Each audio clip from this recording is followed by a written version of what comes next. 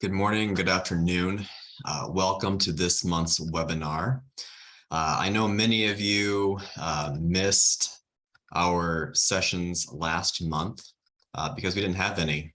I took a sabbatical, if you will. I think that's what they call it. But no, we decided to have a little break in August so that we're ready to go here in September.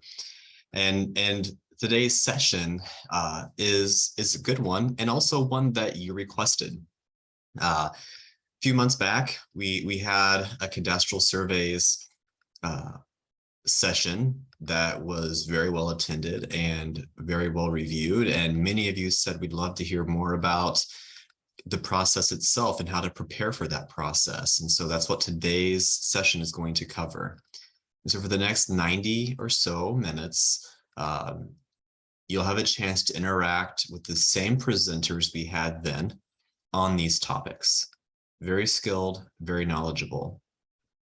So definitely, as we go through some of these conversations this morning, I ask that you put your questions in chat. That worked out really well last time.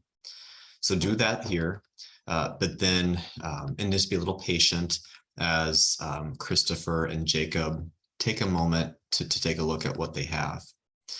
And to that end, I want to introduce to you to our presenters today. Jacob Barowsky is the Cadastral Services Fiduciary Trust Manager at the BLM, and Christopher McDonald is the Cadastral Surveyor, also from the BLM. They're going to go through us on this presentation, this journey today, and we're definitely looking forward to it. This is recorded, as you see there in the upper left-hand corner. So we're going to share this with you and our colleagues afterwards, perhaps early next week.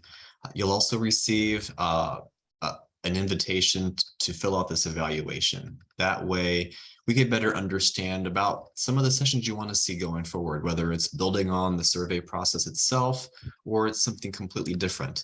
So please do provide us with that feedback so that we can give you the services, provide you with the services that you'd like to see. So without further ado, I'd like to turn it over to our presenters today, Jacob and Christopher. Hi everyone. I'm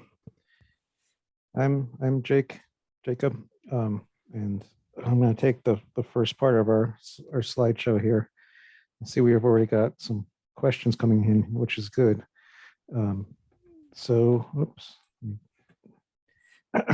As Nicholas said, I'm the Cadastral Services Fiduciary Trust Manager. What that really means is my job is to help coordinate on a national level our services for our survey services for Indian country. And Chris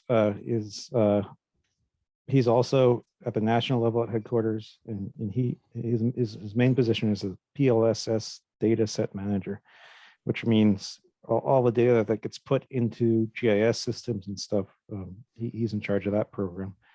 And we were both formerly BLM Indian land surveyors. I was in the Southwest region and Chris was in the Southern Plains region.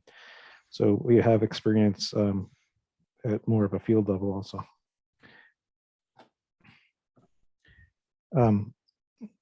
So what we wanted to do with our slideshow here is go through these 5 objectives. Why are good descriptions in surveys important? Do you actually need a survey? Because that question, not answering that question correctly can end up costing people a lot more money and time than is necessary. And what type of survey do you need? And then we'll get into the details of considerations to have when you're hiring a surveyor or requesting a survey from BLM, and signing your contracts with a local surveyor or your request for a survey with BLM. And the last topic will be, how can you help streamline the survey process? What can you do to make the survey happen quicker, go smoother, and cost less money?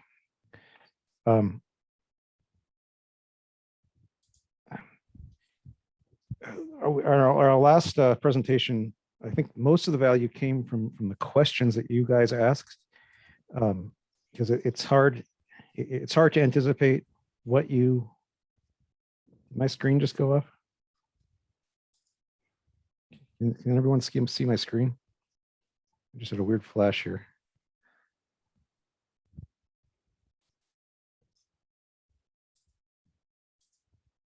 Can anyone hear me? Jacob, I can hear you. Is Yeah. everybody seeing our screen? Yes, the We're screen preparing- just came up. Okay, Jake, I don't think you were actually sharing your screen. I think I am sharing my screen now. You're sorry for the technical confusion here, everyone. Let me try again.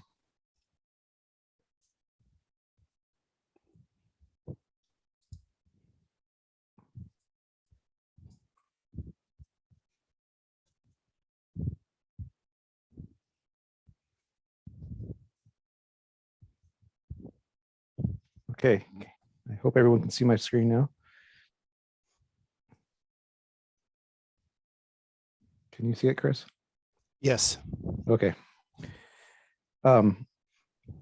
So what I was saying on our last presentation, I think most of the value came from the questions and answer session.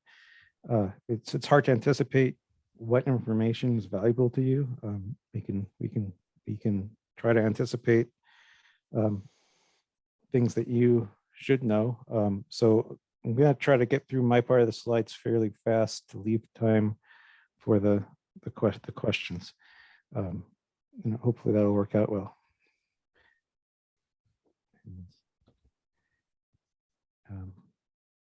So the first question is when we talk about survey, a survey is really a land description with a fancy map and hopefully marks on the ground that represent that land description. And so, a lot of times people see the survey process and the land description process as just an obstacle to their goals. And so boundaries are important because, biggest reason is they dictate jurisdiction and allowable uses. It could be the jurisdiction of a federal agency, or it could be the rights of a private landowner. It's really hard to properly manage, develop, and protect land from trespass and encroachment until you know where your boundaries are. And once a boundary conflict arises, they can be a huge economic drain. So it's almost always better to get a survey early in the process rather than later, because mistakes could have been made relying on bad boundary information or bad assumptions. And things just tend to get more expensive as time goes on. In Indian land, if it's in trust, we have to deal with TAMs. And so if we put a good description to TAMs, we get good transactions out. And the most basic consideration is possession of land should align with boundaries for a clean fee to trust process. So, Hey, Jacob, yep. hey, let's answer that question that was put in the chat earlier that could fall in line with this about recording the surveys in the counties. Sure. Okay. The question is, if BLM does a survey of trust lands, do they ever record those with the county? What happens with those surveys after they're completed? So a BLM survey can be recorded with the county. What BLM does when they complete a survey is they send a copy to the county. Some counties will record them and some won't, but they're always kept in the federal records. And access to that depends on the state, but most states, they're available on the website GLO records, which is, a kind of parallel record system for federal records, parallel to the county recorder's office.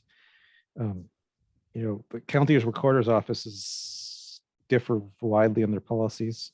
Some will refuse to record a BLM survey because it doesn't meet all their administrative requirements for a survey. Some don't record surveys at all, which is very problematic.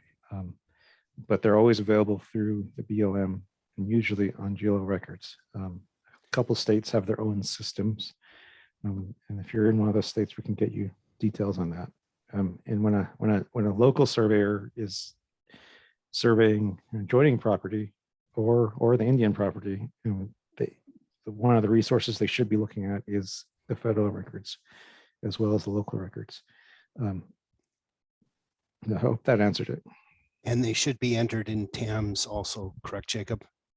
If it's in trust. Thanks, Yeah. Jacob. And any survey of trust land should be entered in TAMS also. So my slide up here is just to, at which point would it be good to figure out where that boundary is? On the left, before the constructions happened, before any developments happened, it'll be a lot cheaper to deal with any problems than on the right after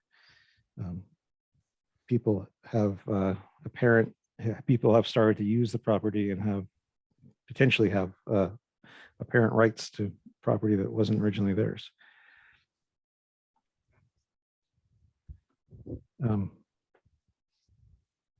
But saying that, not every single transaction needs a survey. Good land descriptions are always important, but that doesn't always mean you need a survey. And conversely, sometimes you have a really good land description, but that might not really help you without a surveyor's help on the ground because those lines are invisible if they haven't been surveyed yet. So a lot of times as a bills, I was faced with people assuming they need a survey for various reasons. And I want to go through a couple of examples of when one may not be needed. So I have an example description here. It says all the land bounded on the north by US Highway 69, bounded on the south by Peak Boulevard, bounded on the east by the Arkansas River, and bounded on the west by Corn Creek. Now there's no numbers, no reference to the PLSS. And so many will assume, oh, we need to do a survey. But maybe not, because that description is visible on the ground. You can go out and see where US Highway 69 is, where Peak Boulevard is, and where the two water bodies are. What the description won't give you is an accurate area or in any change that has happened to the property since the description has been written. Another common description that is sufficient and often doesn't require a new survey is a description based on a plat,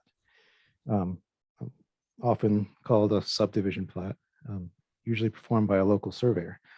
And so a local plat should have a signature by a surveyor, signature by the landowner, and a signature, depending on where you are, a signature by the platting authority or the planning department or the county, making it official.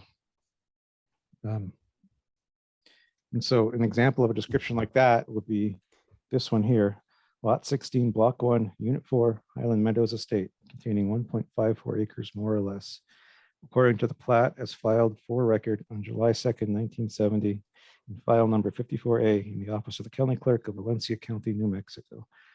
The details will vary, but this description doesn't have any reference to the PLSS, doesn't have any distances on the face of it, but is completely sufficient because this description leads you towards that plat, which has all the information that is required for finding the boundary. Again, if you go out there and want to build a house or a casino or anything, and you can't see where the boundaries of that lot is, and you may still need a survey. The most familiar in Indian country are adequate parts of a section. Most of you are probably familiar with those. And again, especially locally in the more eastern PLSS states, a lot of local surveyors will want to change an allocate parts description, say the northwest quarter of the southeast quarter, into a description that contains distances and bearings. So we have to remember that an allocate part description refers to usually an official BLM or GLO plat, which is completely sufficient for passing title. But again, sometimes those lines aren't visible and you'll need a survey even if you have a perfectly legitimate and technically correct description. The other descriptions we see a lot are strip descriptions, usually used for rights of ways or easements. And they're basically a series of measurements, often based on the center line. These are often based on a map. And like meets and bounds description, strips description should include definite locatable beginning and ending points tied to known points, often PLSS corners, bearings and distances, basis of bearings, calls for monuments, and the source of the information. But they can be perfectly fine without a new survey unless you need to know where it is on the ground and can't see those lines that are described by the description. A typical strip description survey map would look something like this. So you have a long, thin strip, and it's tied to some known point of beginning, and off it goes. Very common, especially in the eastern states, are meets and bounds descriptions. Meets and bounds descriptions have two parts. There's the meets parts, which is the measurements, which are the distances and the directions, and the bounds, which, like we discussed before, are things that bound the property. The bounds can be things like survey monuments, roads, rivers, contour lines. There's a lot of options there. And again, a meets and bounds description can be perfectly adequate and may not require a new survey. But in cases where the positions of those measurements are not obvious on the ground, a survey may be required. So this is an example of a good meets and bounds description that doesn't necessarily need a new survey. It begins at a point. This point is a point beginning at AP6 of exception 510 private claim 287. And the important part here is as shown on the USGLO plat number 26A. So that's a reference to an official BLM GLO survey. So we know where it starts, and then it goes off on these courses, which are described by the direction they go and the distance they go. And it has a area, and it reserves this example reserves the minerals. And so, this could or could not be completely sufficient on its own without a new survey, depending on what the plans are and what is actually on the ground. Other situations where you might not have to get a new survey for temporary licenses and easements and rights of way, often it's a good idea to get a survey, but sometimes it's just not worth it. And when the risk of a trespass or an encroachment and the value is very low, sometimes it's just not worth a survey. Sometimes this number 3, the old survey, sometimes people see a survey from 50 years ago and think they need a new one just because it's so old. But don't assume that. Surveys don't have expiration dates. There are times when they do need to be updated, and there are times when you need to compare improvements with the lines established by that older survey. But just because a survey is old doesn't mean it's not completely sufficient.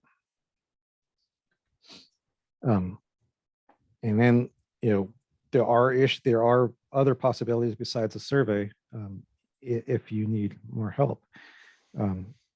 I think we talked about it fairly extensively in the last meeting, but there's the standards of boundary evidence, which include LDRs, CS chain of surveys, and a number of other tools that take less resources to complete than a survey, but can give you a good idea of the problems you're dealing with and help you in your decision making of whether you actually need a survey. And especially if your land is not in trust yet, title companies are great resources.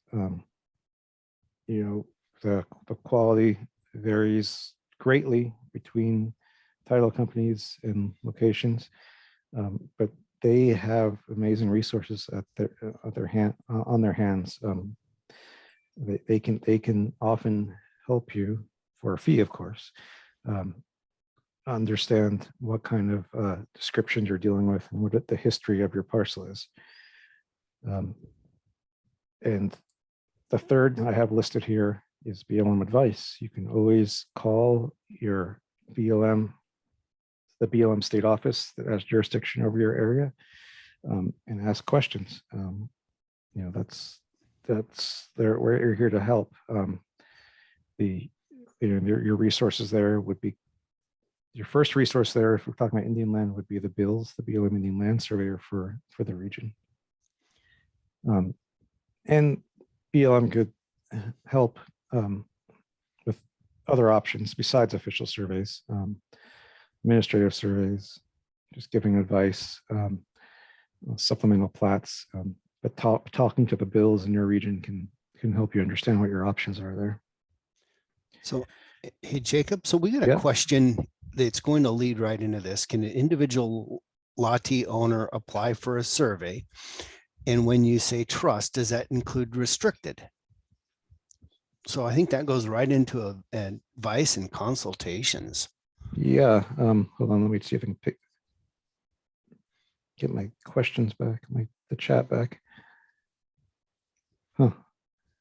No, I can't seem to bring it up. So can you read the question to me? Can individual lottee owners apply for a survey? And the answer is yes. Any Indian land in trust or restricted fee can be surveyed by BLM. Even land that is in the planning phases to be brought into trust can potentially be surveyed by BLM. The problem is that someone has to pay for it. BLM doesn't have funding to do surveys. We have to ask for funds from anyone who asks surveys, even other agencies. Even within our agency, we have to ask for funds for a survey.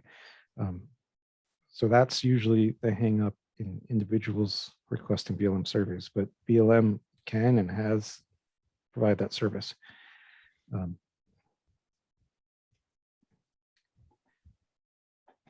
Okay, you've got those questions answered, Jacob. So Right. back onto advice and consultations. Thanks. Just so you know, I can't see the chats; they've disappeared on me. And Yeah, I'll try to figure it out once I hand it's it a off to team you. effort, Jacob.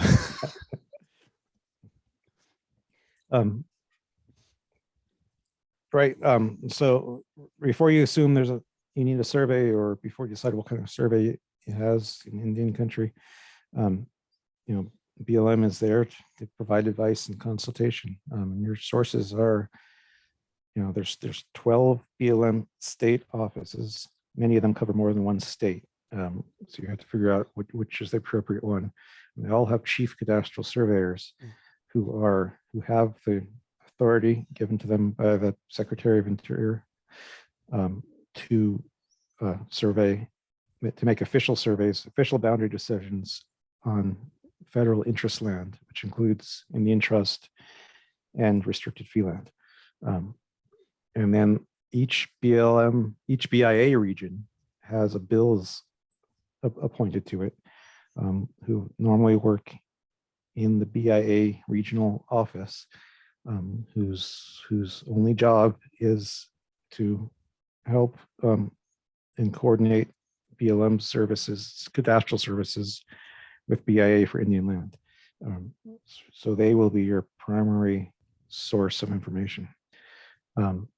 There's the cadastral services fiduciary trust manager, which is me. I don't generally deal with local issues, but sometimes local issues become issues that have national significance, or the locals request some extra help, and I'm always available. And we have Chris, the PLSS data set manager, who deals mostly with the data that represents our official surveys. And we have Chris and I's boss, which is the BLM headquarters chief cadastral surveyor, who has the authority to actually interpret our BLM survey regulations. So there are a lot of resources out there from BLM. So I think I'm repeating myself here, but we can offer non-survey solutions. We can offer the standards of boundary evidence products like LDRs, supplemental plats, administrative surveys, and we can always come up with something unique if it's needed.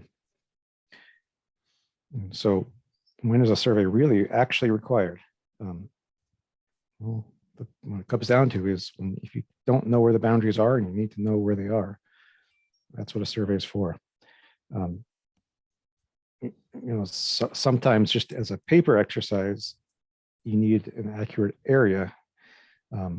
Whether the transaction, you're involved in a transaction that is based on area, or for other reasons. A survey is really the only way to get an accurate area out of a description. Another reason is ambulatory boundaries, which are boundaries that move. Usually we're talking about water bodies then. If you're building near a boundary, you need to know exactly, very precisely where the boundary is. If your parcel has never been surveyed, then the survey is a good idea, because the words in the deed don't always translate the way you would think onto the ground. And of course, there's probably others I'm missing. So here's an example where you can't see the boundary. This is a flowage easement where the government, probably the Bureau of Reclamation, has rights to flood an area of private land or Indian land up to a certain contour elevation. And that's completely invisible on the ground. And so if you are needing to build something there, you would need to know where that boundary is, and you need some sort of survey. Here's just an example of what I mean by an ambulatory boundary. The green lines are where the original survey placed these allotment boundaries. And you see the river's not in the same place anymore. And the question of whether the boundary is now where the river currently is, where it was in the original survey, or somewhere else, is often a difficult question to answer. And so if it comes to using this land, you're probably going to need to talk to a surveyor to understand where your rights begin and end. And so once you decide you need a survey, you have to ask, what type of survey do you need? Because there's a wide range of options and a wide range of prices and timeframes to get them done. I'm going to quickly go through the 5 I've identified here. State authority survey, which would be hiring a local surveyor. A state authority survey under special standards we call ALTA, and a state authority survey by a surveyor that is certified as a certified federal surveyor, a CFEDS. An administrative survey, which is a non-official survey by a government agency, or the highest form of boundary evidence, an official government survey by BLM.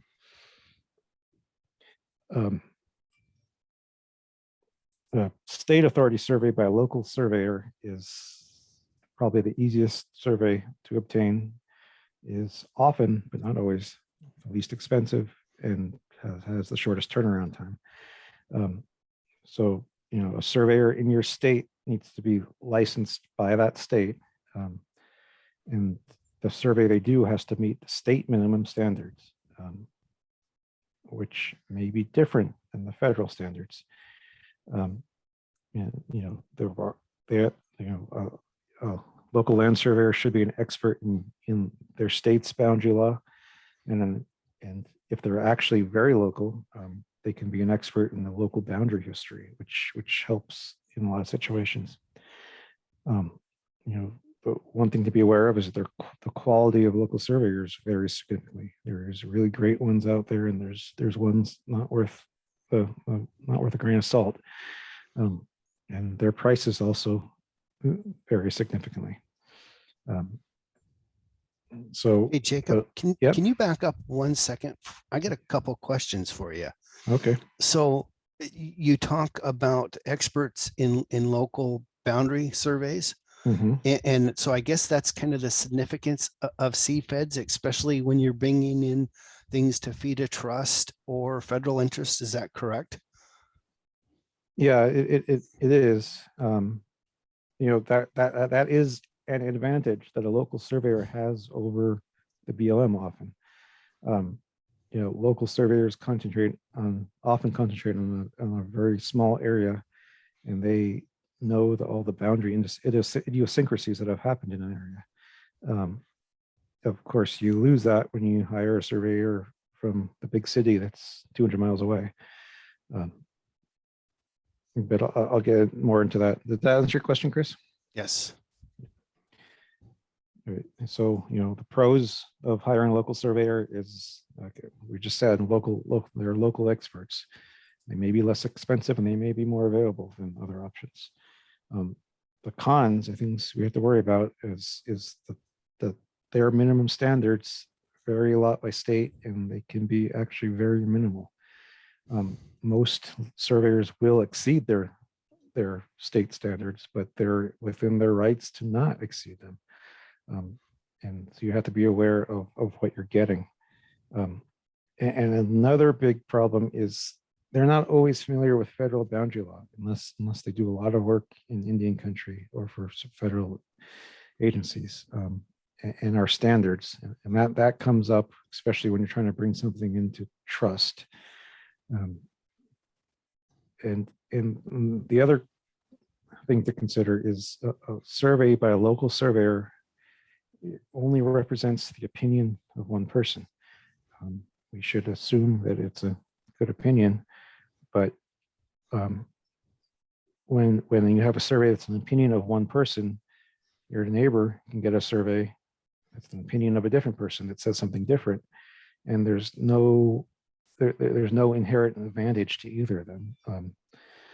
They will be looked at equally by the courts in deciding which one is right. And a step up from just a plain old local survey is American Land and Title Association survey, an ALTA survey. Those are also performed by a state licensed surveyor. Most local surveyors provide that service, but not all. And they have to meet higher standards.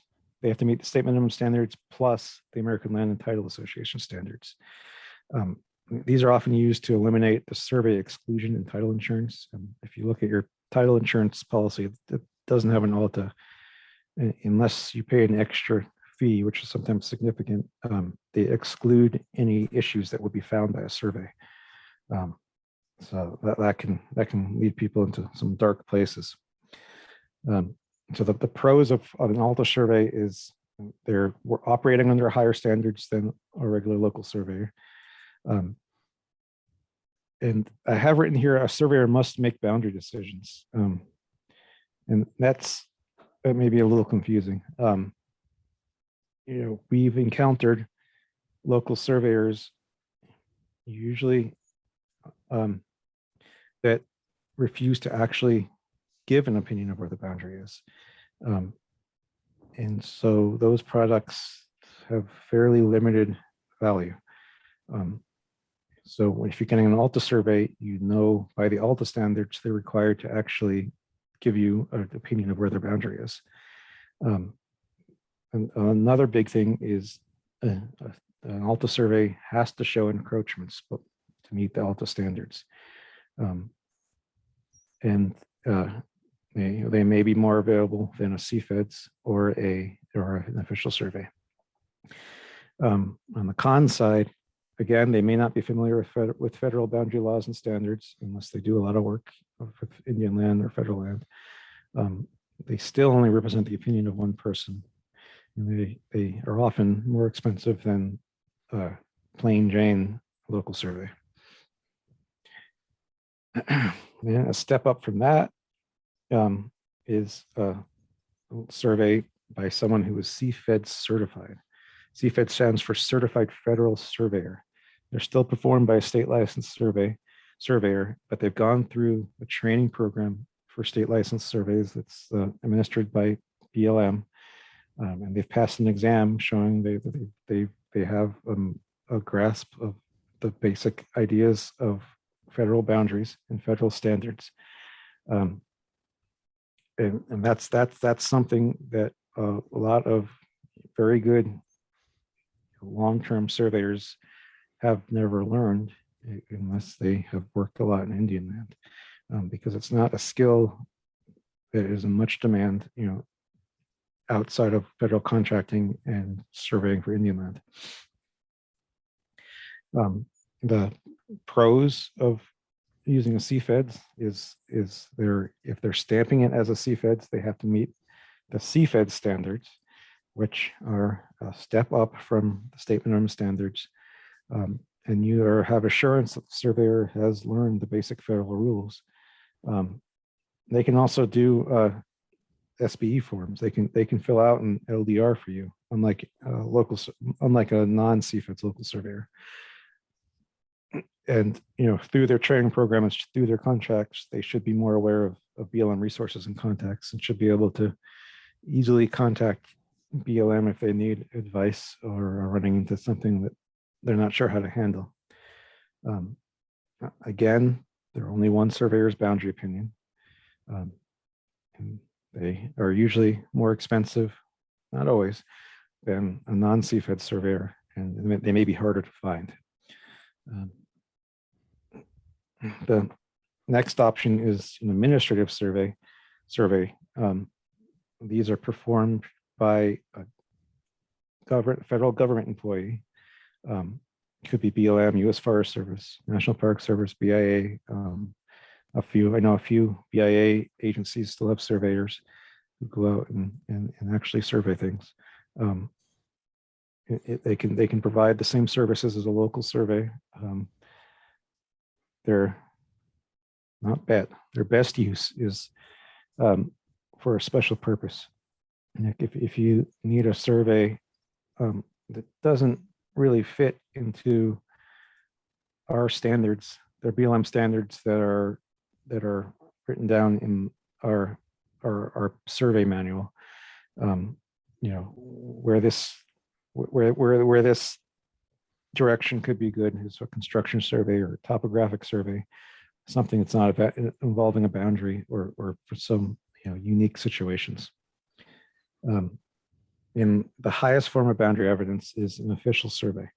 They represent an official decision of the U.S. government of where that boundary is. For 99.99% of the time, only BLM can perform them, and they're published in the Federal Register, so there is public notice. So the question often comes up is, why is BLM involved in this? It's because of the Act of April 8th, 1864, which says, whenever it becomes necessary to survey any Indian or other reservations or any lands, the same shall be surveyed under the direction and control of the BLM.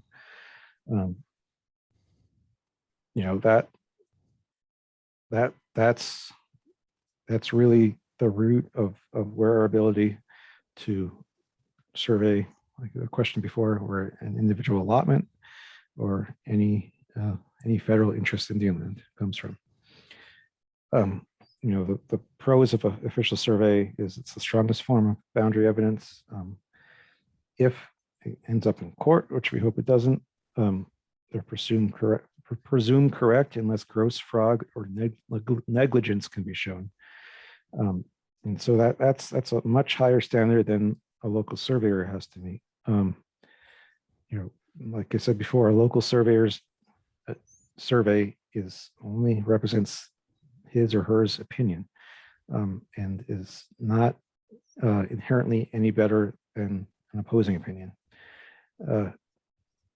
And when it comes to federal boundaries, that's what BLM deals with every day.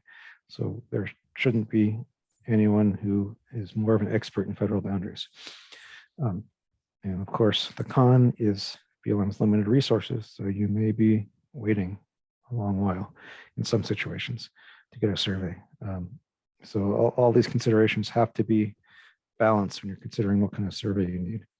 And Chris, I think this is time to turn it over to you. Yes, but we have a few questions first. So we had someone ask, and I'm going to read a few of these out of order.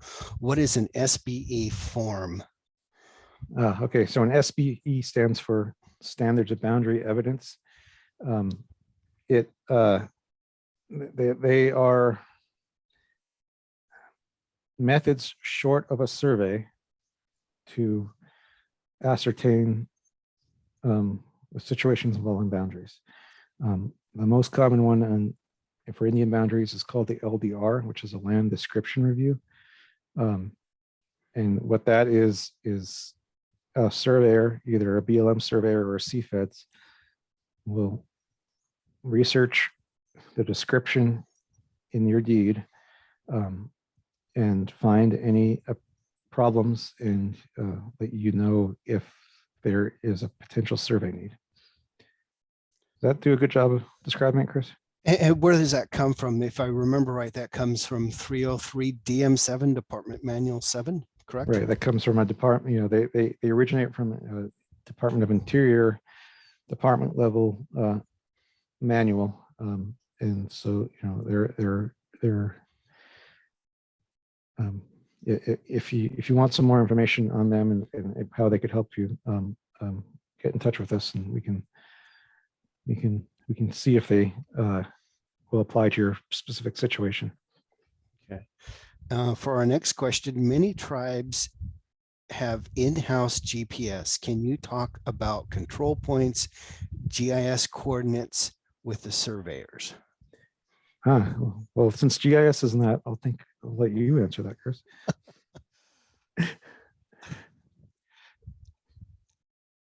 They are tools, and I get really kind of scared or pull back when I hear this, because there is a lot of information that comes in with, oh, I'm sorry, I've misread that. It's GIS and not GPS. Sorry, dyslexia got me there for a second. It is a tool to help you find out where we think the point is. And a lot of this is based off of all the plats that were entered into the PLS data set, the Public Land Survey data set. And the PLS data set managers, which was another question, enters all of this information into different forms and then adjusts it. So you have very old surveys in there that had the best starting point they could come up with when coordinates at that time. And so it could be a little bit off in GIS from the actual location on the ground, the representation of it. So there is always going to be error in those, and we are working on improving that all the time. So go ahead, Jake. So what I was going to say is GIS is a great tool. I mean, it's a huge advancement. It's great for planning. And it's great for general orientation, but it should never be relied on to provide precise boundary locations. Thank you, Jacob. Very, very well said. And part of the question before is what information the PLS data set managers can provide. And over the last year, Jacob and I have been working very closely with the region. Correct me when I get this wrong, Jacob, and I'm going to get this wrong. The regional geographic coordinators at the Yep. BIA offices to get them the best and latest PLS data sets to update their GIS programs. And we've had more luck in certain regions than we have others. And so we are working on getting that updated every time a new PLS data set is published. And when we say published, we are improving all the information that goes into that. And Jacob, can you continue sharing your screen? I can. I appreciate can. that. I was just trying to get the chat back on my screen. Hold on a second.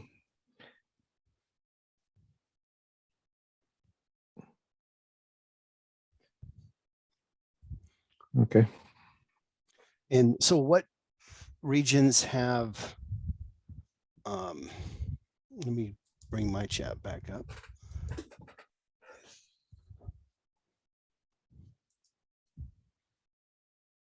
Okay, Jacob, now I've lost my chat. Oh, great.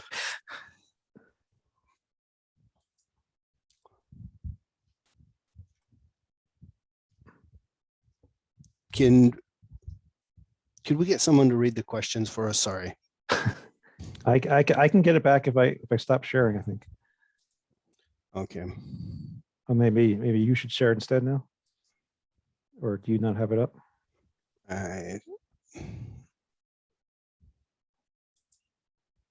Oh wait, it just came back.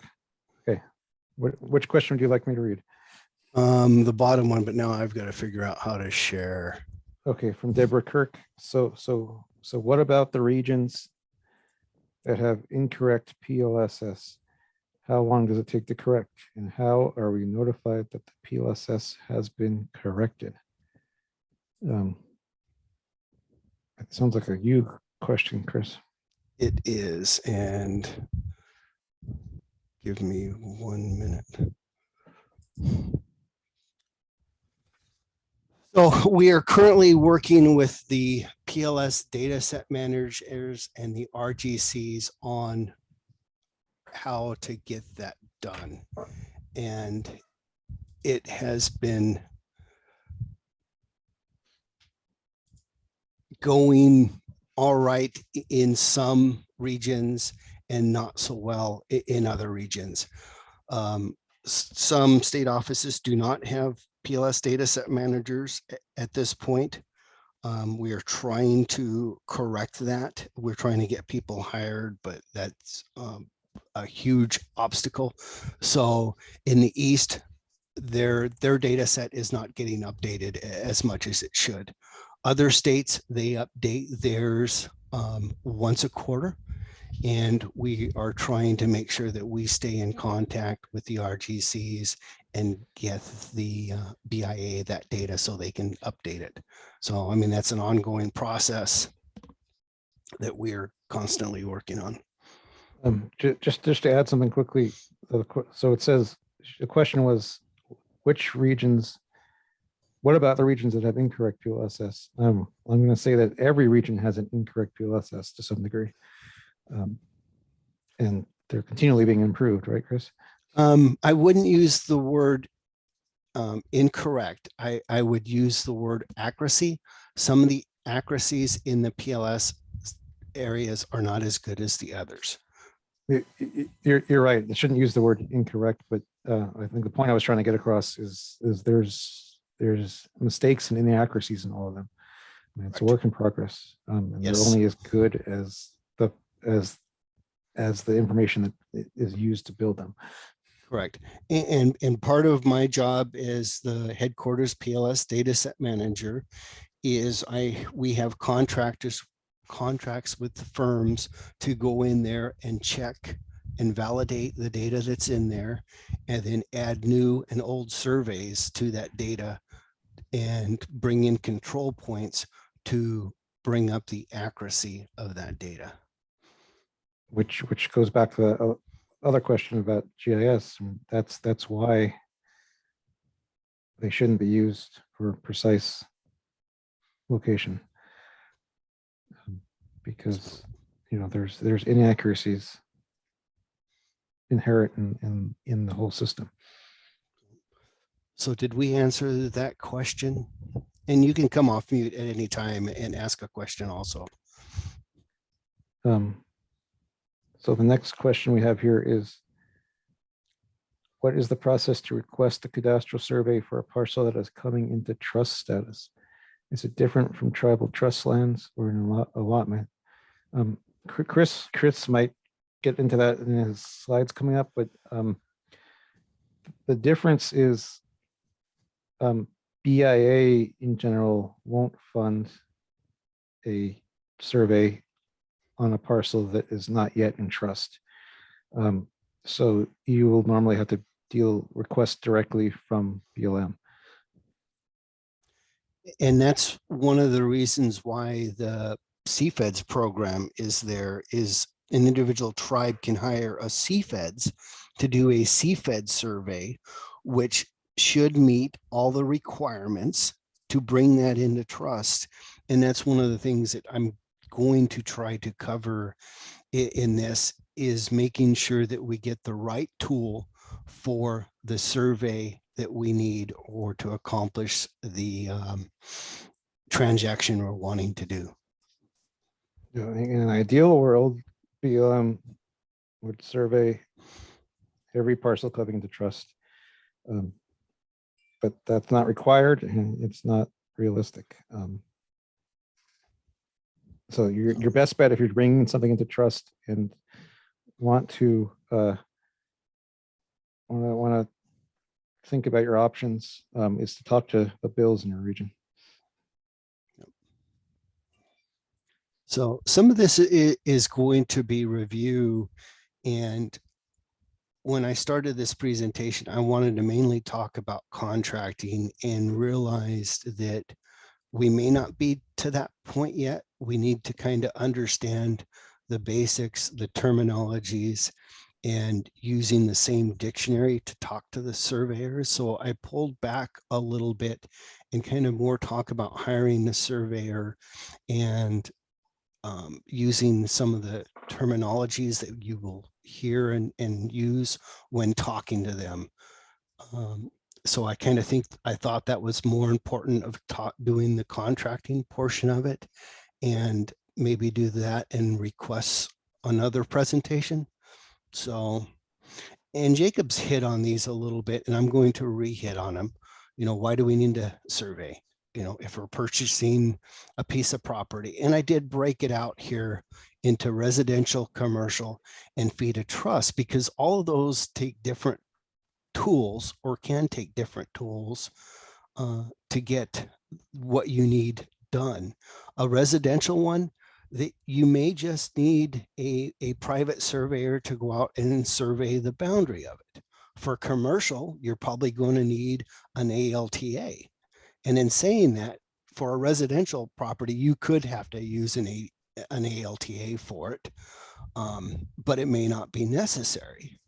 Going in from fee to trust, you could do a boundary survey. You could do an ALTA. ALTA will get you closer to meeting all the requirements, or you can have a CFEDS do a, I'm going to call it, this is not the proper term for it, for a fee to trust survey. And when I say that, I mean, they should know the requirements to do that and should bid the job accordingly to do that and do a proper job to get that in there. And understanding what you are hiring the surveyor for, and they understand why are you doing it, is the most important thing that we can hit upon. So You're going to build something, you're going to put up a fence is another one.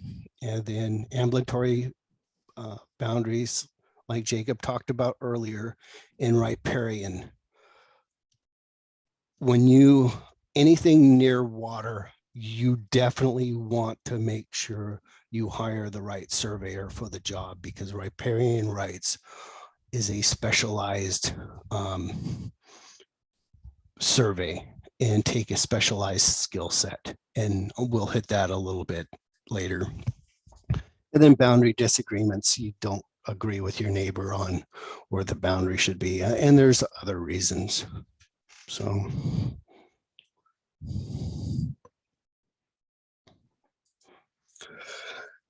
And I've hit on these a little bit a minute ago. So the boundary survey for maybe residential, putting up a fence, all that.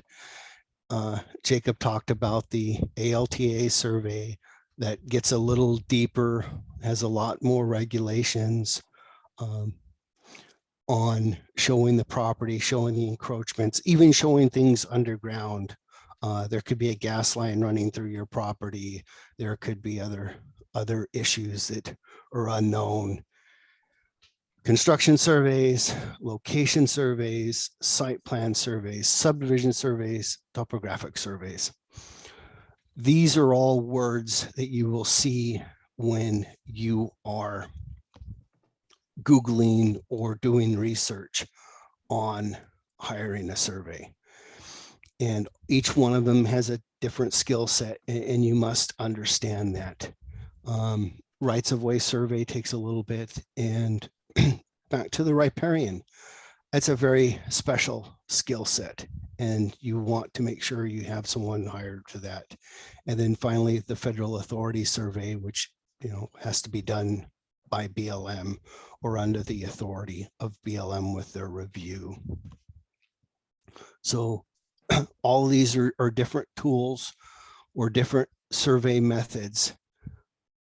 And you need to kind of understand why you are doing those. There are some tribes that do subdivisions. They can provide houses for that. So when you Google it, you can understand that. And these are good words to know and good information to know when you're doing your research. So first of all, it's important to know that you just don't fall into land surveying, because it sounds interesting. It requires a specific amount of education, background, and commitment to doing it. You work under a number of years under the supervision of a licensed land surveyor. You have to pass several tests, NCEES. There's 2 of those tests. One is 8 hours, the other is 6 hours. States have a specific state tests that you have to have. And then they have to be licensed within the state, like Jacob mentioned earlier. And the reason why I bring this up, and Jacob hit this earlier, is whenever you survey that property or the surveyor surveys that property, it doesn't expire. It's always there. So if they make a mistake, it is theirs until they die. And we don't take that lightly. So there is a significant cost in that, and specific procedures in doing that. So how can you make sure you find a good surveyor? Each state usually has a state association. You can go on there. They have they have searchable directories that you can go in and pull information on it.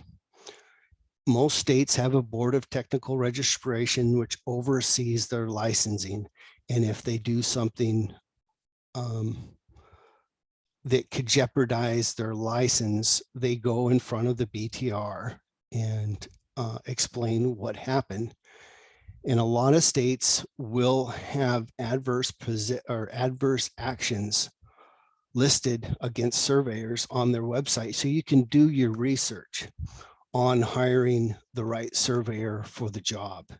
And that's extremely important.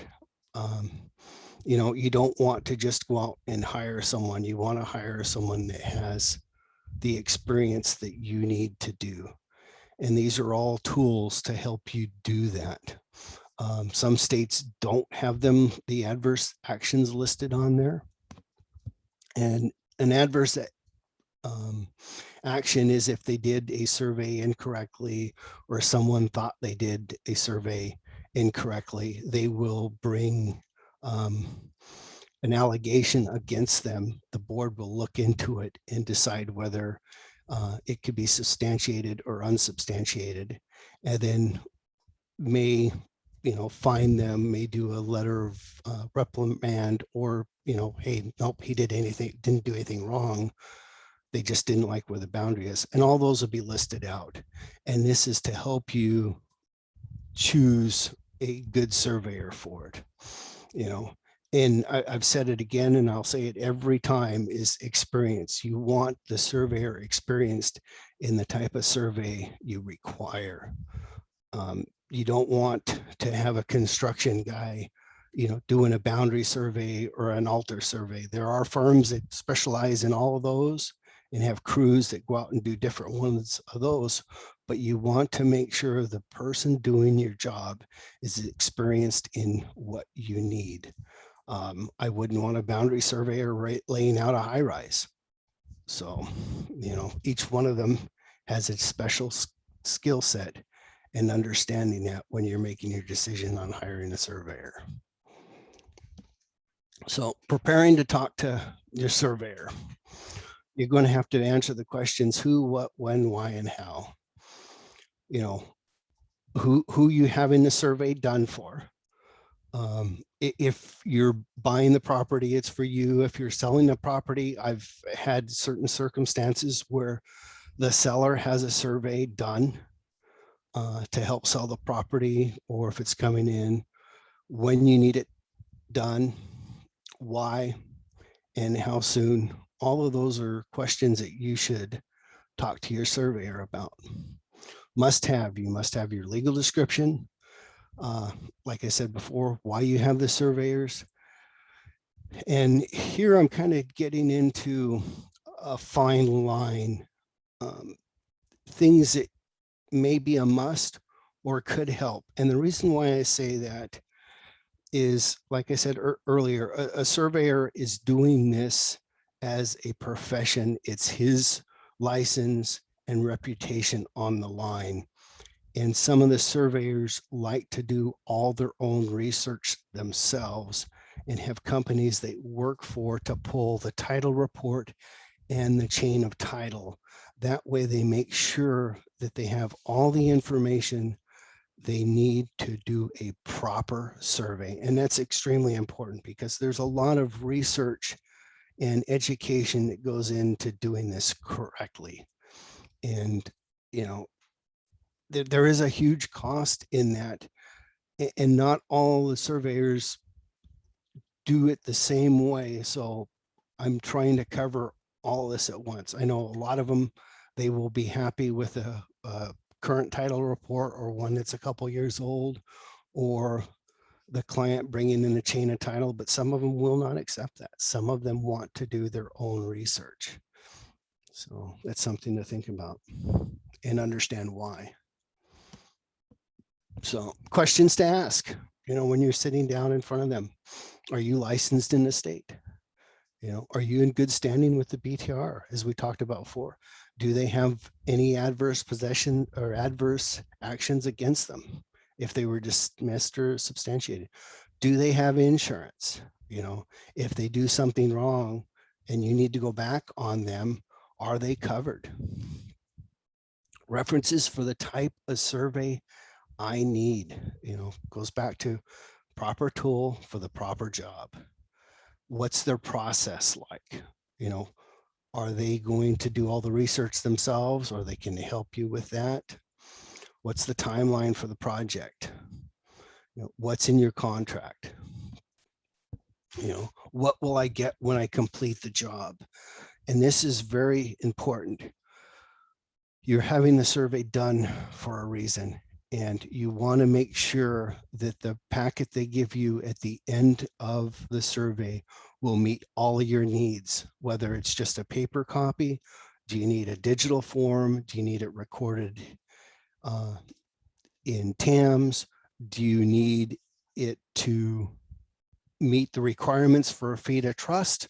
Because if not, you hired them just to do a survey, and they find a few issues along the way, and it's not going to meet the fee to trust requirements. So now we're going to have to do more work.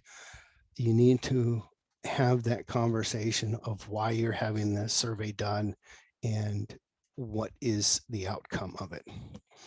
So will this meet my needs? As we just talked about. How much do you charge? And ask for the quote in writing. So there's a reason why I have this at the end.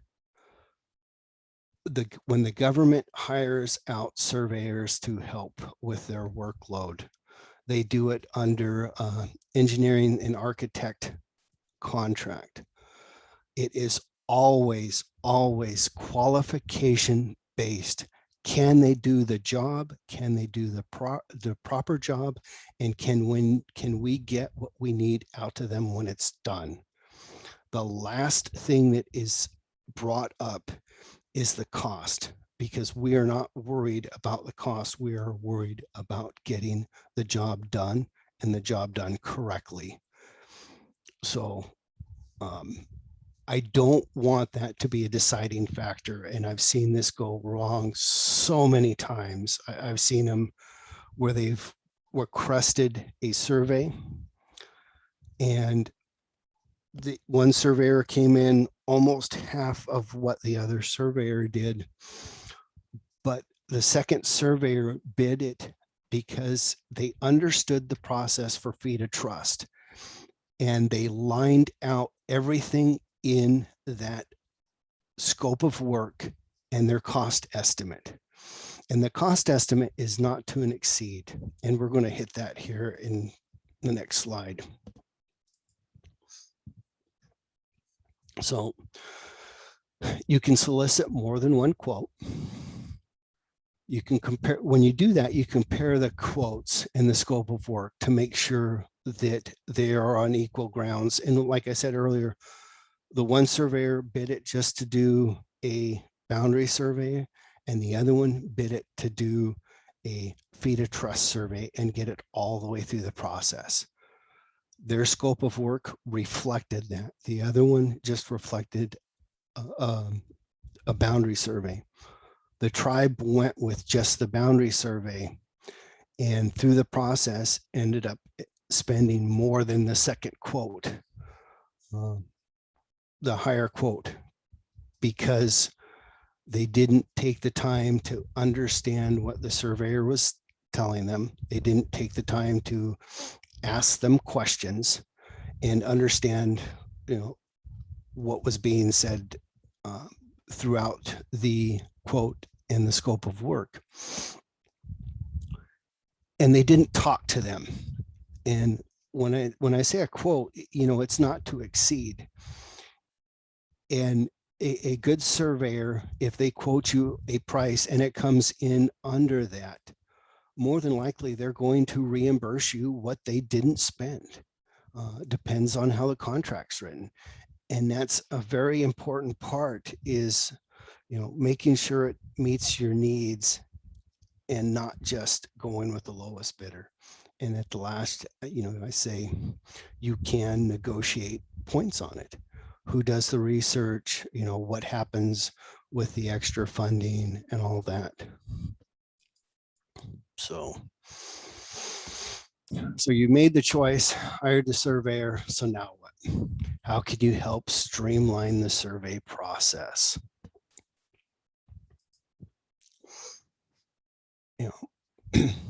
Before the survey starts, you can share the information that you have with the surveyor, all the deeds that you have, previous surveys, especially if they're unrecorded, current or latest title report, if you have a chain of title.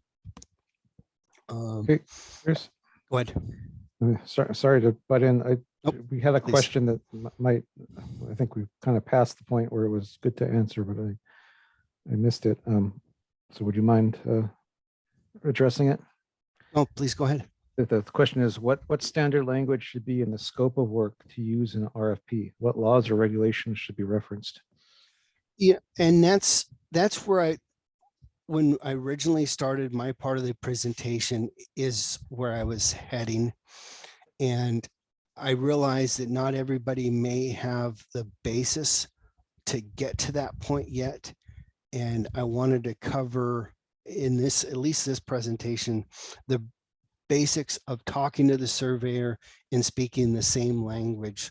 So when we do another presentation, we can get more into that. I thought we had some presentation somewhere prepared on good languages for the scope of work, preparing the scope of work and all that. And we couldn't find it, and we're still digging for that one. So that could be another presentation coming up. And that's a good idea. And meanwhile, your bills should have some advice for that. Many of them have actually documents they give out that list things to look for in a contract. So my first advice would be to talk to your bills. And I have one answer, and it's not doesn't include everything that should be included, but what laws or regulations should be referenced? The BLM survey manual should be referenced. Yes, especially if you're doing it for any federal interest or coming into federal interest. Jake, perfect, on point, 100%. Okay, sorry. No, please do. And guys, ask the questions. It makes it a whole lot better presentation. Did you promise to provide the survey or anything, do this at that time, or anything else that could help? Getting out on the ground, making is there access issues, special access? Do they need gate keys? Best way to get around? All this could help the surveyor do his job. And this should be talked about when you are negotiating with the surveyor. Will quads be the best? Will they need gate keys? Are there animals out there? Anything that can assist them in getting it done, and the surveyor will appreciate it. Sometimes people will volunteer to help, which can be a good thing, or it can be a bad thing. Is there issues with the neighbors? I have seen, and it's recorded in Maricopa County, Arizona, right there at the corner tie card is adjacent owner has gun and will use it. That's very important to know before the surveyor gets out there. Are they good neighbors, willing to help? Do they know about it? You're out there on your piece of property and someone comes trudging along, you may take offense to it. So letting the neighbors know, giving them the information to the surveyor so the surveyor can notify them that, hey, we're going to be out on the ground. All those things help make the survey go a lot better. Is there a best time to be out there? Is the foliage really bad? Is the, ground going to be hayed or any of that? Places not to go. Nothing worse than getting out there and getting your truck buried or stuck. Anything that you can share to let the surveyor know is beneficial to them, and they will thank you for it. It will make the job go better. It will keep everybody happy. Things to watch out for. We've had, people attacked by or stung by bees. They get in a wasp nest and, oh yeah, the landowner, I forgot to tell you about that. Out there's a whole swarm of bees. Or we have a beekeeper that keeps all of his bees out there. Things like that will help out. And then the last thing I wanted to talk about, it's kind of off subject, but it's a very important one. And Jacob and I both thought it was important, and it's as an afterthought, but it's not. One of the things that we wanted to chat about was a chain of title and the importance of that. And a lot of people don't understand the significance of a chain of title and what that means. So that's tracing it all the way back to the original patent or grant, all the way through the history. And why is that important? Things change over time. And you can see from this slide that the parent parcel, and it gets split out to the second owner. And then neighbor gets part of it. It goes to, a fourth owner, and the fifth owner does something and splits it out, and it gets a simplified legal description. And Jake, correct me if I'm wrong on this one. Sometimes things in the process gets left off. Easements, rights of way, other valuable information over time may get dropped from the original patent or grant, or things have changed and don't get attached. And this is a huge mistake people make, is not having this chain of title done. There's numerous cases, and one of them I was involved in is a few years back. A big subdivision was coming in from an old farmer out here that we knew, and down the section line, 33 feet each side of the section line, we had, and I say we because of my stepdad and Miller and Hanson, had a right for a runway along that section line. And it had gotten dropped off at some time, and that we still used it for landing for fuel and water for the planes. And a huge subdivision company bought that piece of property, did not do their chain of title research. And I was sent out as a surveyor to put in light poles for the new road that was going in. And I happened to call Dad, and I says, "Hey Dad, do we still have that easement across that property?" And he says, "Yes." And Hanson, the aircraft pilot that used that all the time, within an hour scared all of the construction workers when he landed his ag cat along that section line, and reminded the company that, hey, he still had rights to that had gotten dropped off, but the rights had never left our possession. But it did not show up on the last two legal descriptions. So having the chain of title and having that research is very important. And that's one of the things that I mentioned earlier, is a good surveyor is going to do all that research of that property and all the adjacent properties. And they a lot of times want to do that themselves because they are liable for that. So Yeah, one of the reasons I thought that this was important, the slide was reused from our last presentation, but the most common question I get is, why is the surveyor spending so much time researching, or why are they asking for all these documents? I gave them my deed. Can't they just put that on the ground? And the answer to that is they can just put that on the ground, but that might not represent what you actually own. Because a seller can only sell what they own. So if that deed describes something they don't own, you don't get it, even if your deed says you do. An example of that is if someone owns, say, a 400-foot wide lot, and they sell the west 300 feet, and then later they sell the east 200 feet.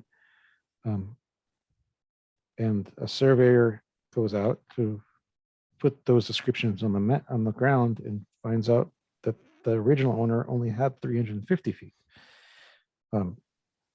So that means when that first sale for the, I forgot my numbers now, for the first sale for the east 300 feet, that means there wasn't a full 100 feet left over. There was only 50 feet that they had to sell to the second owner, to the second person they sold to. So that second owner can't have gotten title to that full 100 feet that was decided in there, that was described in their deed. Yeah, Jacob, so I agreed, we got our numbers all messed up on that Yeah. one, but that is so common, and people do not understand the significance of a proper survey is doing the research of that chain of title all the way back to see what bundle of sticks, rights that come with that property and rights that you do not have with that property, and how it reflects to all the adjoiners around it and how it fits in. You know, it's not just putting your deed on the ground. And that's one of the most important things that I wanted to take away from this part of it, and being able to speak to the surveyor about that before we get into contracting, is understanding the basics behind that. So you know how to have the conversation with them a little bit better, because Jake, like Jake said, it's not just putting the deed on the ground, it's making sure how that deed fits in relationship to all the other properties around it and all the rights and reservations that that property has to it. Okay, we only have a few minutes left here. Let's address some of the questions that have come in. That Deborah asked us, I think we confused some people by mixing up our acronyms. And Deborah asked to clarify our distrust of GPS. I answered kind of more fully in the chat, but we don't distrust GPS. GPS is a great tool, and when properly used is a good way to measure. And then Deborah again asks, how do you overcome the problems with those states whose surveying protocol isn't strict, specifically some of the southern states?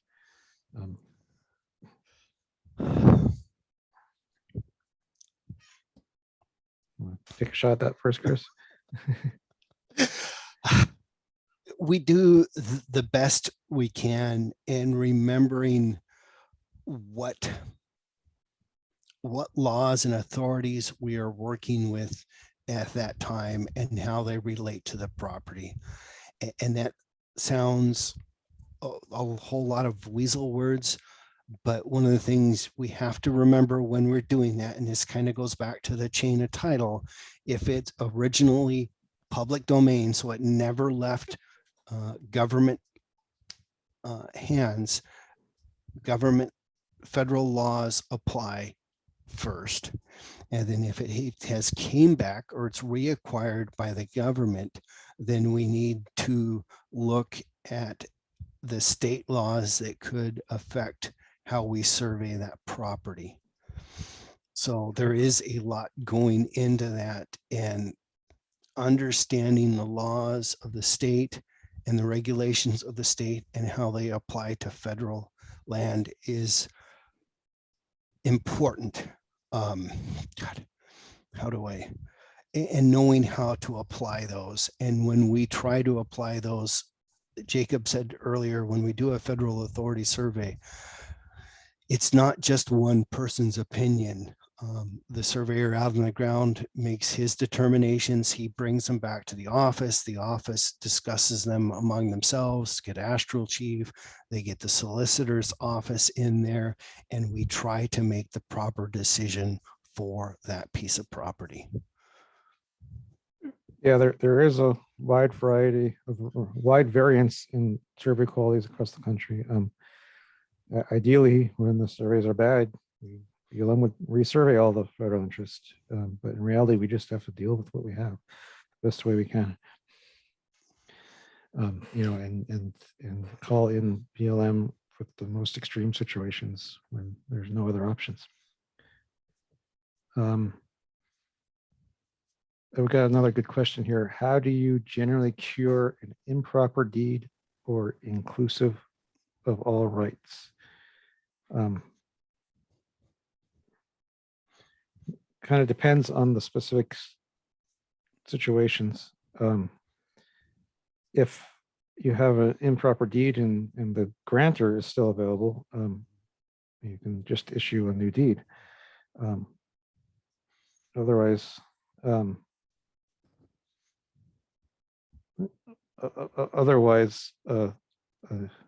Chris, do you want to try that one?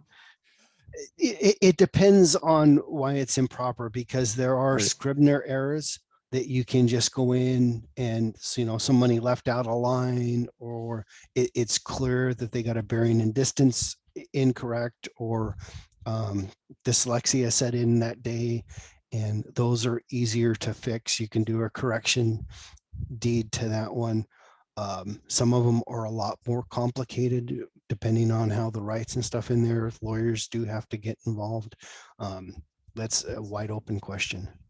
Yeah, one option, if it's not in trust, is to go through the state quiet title procedures, where you make a claim on the land you think you own, and you take it to a judge, and everyone, all the neighbors get a chance to disagree, and if no one does, you get what you think you own. If it's already in trust, you know, one option is not necessarily to fix the deed, but to get an official survey to establish the boundaries of what you own. Anything to add to that, Chris? I think we've covered it. Okay, it looks like we're supposed to end at 12:30, right? Yes. Looks like we hit it right on the nose. Thank you, everyone.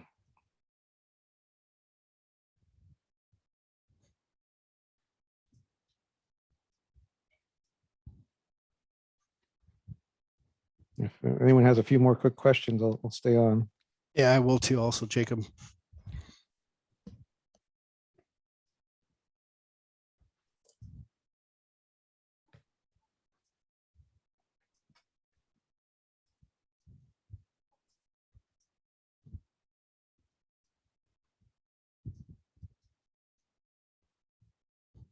How do we access this recording? That's a question for Nicholas, right? You still Yes, on? and I don't see Nicholas still on. Huh. They usually send those out.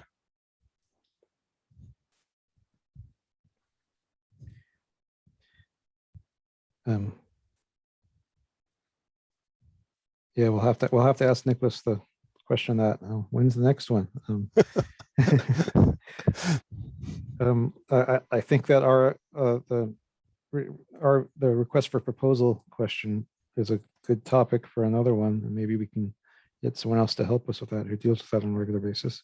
Yeah, and that's one of the issues that I have, and wanted to make sure everybody had the basics out there first. Yep. We'll have to coordinate with Nicholas.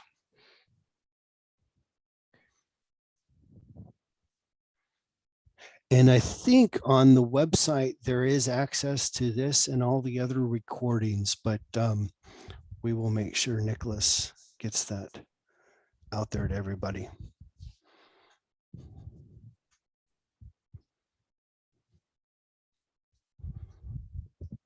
Any other questions before we sign off, everybody? Hey, and thank you guys for your participation.